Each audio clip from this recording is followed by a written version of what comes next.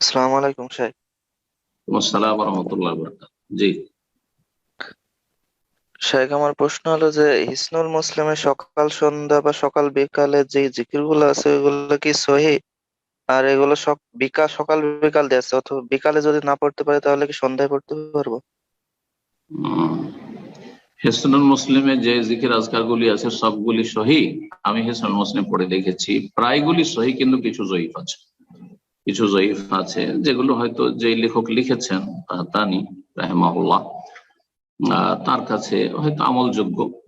অনেক জয়ীফ কিন্তু দুয়ার ক্ষেত্রে, ফজিলতের ক্ষেত্রে অনেক আলেমরা একটু শিথিল আমল করে থাকেন, যার ফলে সে আমলগুলি আছে। আরব দেশেও কিছু জয়ীফ হাদিস প্রায় কিছু কিছু লোকেরা বা কিছু কিছু আলেমরা আমল করে থাকে অথবা লোকজনকে বলে থাকে, এটা হয়ে থাকে।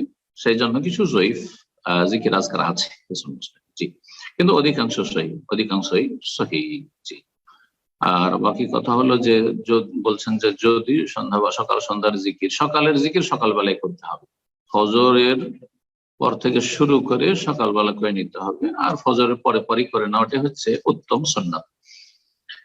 বিকাল বেলার জিকির জোহর পর থেকে শুরু করে মাগরিব পর্যন্ত করতে পারে, কারণ জোহর পর থেকে বৈকাল হয়ে যায়। জোহর পর হলেই আল আশি ওয়াসাব্বিহ বিল আশি ওয়াল ইবকার। জি।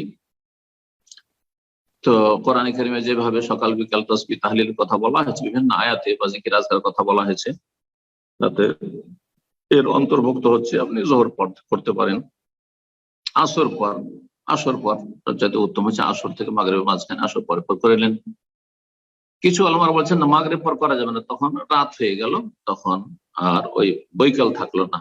আর কিছু আলমারা বলছেন যে করতে পারবেন, তো যদি ভুলে যান তো মাগরিব পর করে নেবেন।